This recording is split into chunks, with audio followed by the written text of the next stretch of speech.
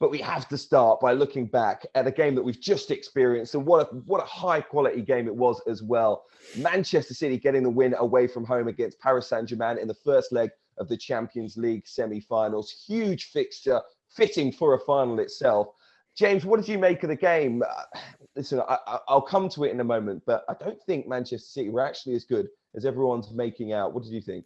Well, actually, look, when it's a semi-final, really all that matters is the result with this one. And of course, that sending off doesn't make too much of a difference. I feel like it's late enough in the game that actually, look, it was 2-1 at that point. And do you know what? I think you can pick apart at Man City a little bit if you want to, because they were poor in the first half. But the second half, they got back in. Guardiola obviously clearly had a word with them. And I think he's come out and said himself that they just needed to be themselves. And when they are themselves, anything can happen. And I think that is the big thing with Man City. If they can get out of their own heads, and we said it ourselves on the last show, if Guardiola can get out of his own head as well and just let them play the way that his philosophy has sort of taught them over the last 3-4 years, then they will win games, they will control games, and they did so in the second half. I think that was the big thing for me. That's what I liked, the recovery. I did enjoy the recovery.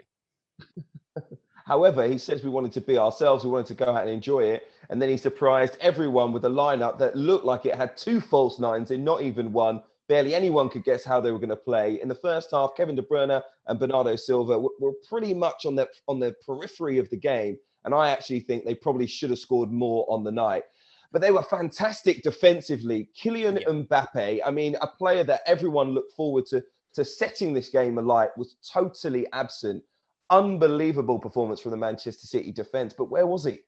Yeah, I mean, I think that's where we were pinpointing it, weren't we? We were saying that, look, you're going to get the ball into that kind of zone 14. Or, I mean, I guess when you're playing against Man City, it's never the zone 14 because you're that far back. But you've got to play on the counter-attack and try and get someone like Mbappe into the game. But they just weren't able to do it. I think John Stones, I think, deserves a lot of credit alongside Ruben Dias, because he has had a few wobbles and mistakes here, but I thought he was always on the front foot in this game against someone like Mbappe. There was one moment where Mbappe was able to get past him and move the ball across, and no one was in there for him. Look, I don't think we need to go too far with Mbappe in terms of, what, has he lost it now? Is he not the player that he was? This guy's incredible. Like, let's not get it twisted. I think this Man City team controls games generally so brilliantly. I think this is the toughest test that they might have. And for Man City, if they're able to get through that next game and get themselves to the final, regardless of it being Chelsea or Real Madrid, I just can't see anyone else winning the Champions League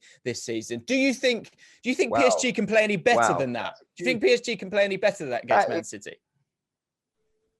Listen, I actually don't think Paris Saint-Germain are on Manchester City's level. I agree. I saw the way they played against Bayern Munich. They gave away so many chances. If Robert Lewandowski had played, Paris Saint-Germain wouldn't have made it through to the semi-finals. They got extremely lucky just in terms of the possession and shots that they gave away to Bayern Munich, who we know are a brilliant side. Just lacked that 5%, and Robert Lewandowski is worth about 30% in terms of your output. So unfortunately for them, they didn't make it through. But I think that has overhyped Paris Saint-Germain, the fact they knocked out last year's winners. And yes, of course, they were in the final last year, but I think the one-match format in terms of the knockout stages actually suited a team like Paris Saint-Germain that can play on the break. Neymar and Mbappe really enjoyed themselves. But I think it's a different kettle of fish this year. 2 legs. They really needed to manage both ties. Idrissa Gueye really, I mean, what is he doing? What is he doing? What sending off? I have no idea. That really affected. Exactly, but that affected their chances of winning at home. And now they have to put everything in the pot for Liga, in my opinion, because then we're not looking at the eventual Champions League winners for me, even if they go through to the final. And the league is massively important for their manager, Mauricio Pochettino, who arrived earlier on this season. And the fact they've won, 7 of the last 8? I mean, Paris Saint-Germain not winning the Liga title is virtually unthinkable, but the race it's so tight right now. It's so hard to call. Yeah, I mean, I really like AS Monaco. I love the way that they're playing at the moment. They're on fire at the moment. They won the last 5 on the spin, looking really good. Cesc Fabregas doing brilliant stuff for them. I think they've really gone under the radar this season, Monaco. And I think just be careful of them, because I think with PSG, clearly, as much as you want to say, of course, you want to win the title again, the focus is on the Champions League, and now that they've got to the semi-finals, that's the bulk of the season. We've only got a few games left. And with it being so tight, I mean, shout out to Burak Yilmaz, by the way, 35-year-old dude. And he's gone to Lille. And last week, he absolutely dragged them through it. It's going to go right to the wire.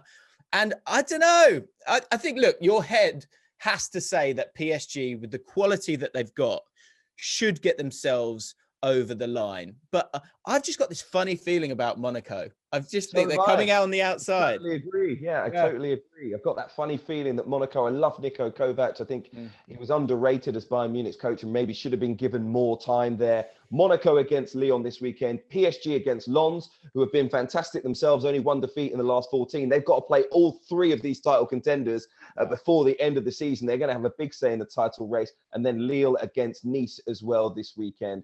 For me, I'm going to say a Monaco win, a PSG win, and a Lille win as well to keep this going right to the wire. So, yeah, loads for us to look forward to in terms of Liga. Thanks so much for watching ESPN on YouTube. And for more sports highlights and analysis, be sure to download the ESPN app. And for premium content and live streaming, subscribe to ESPN Plus.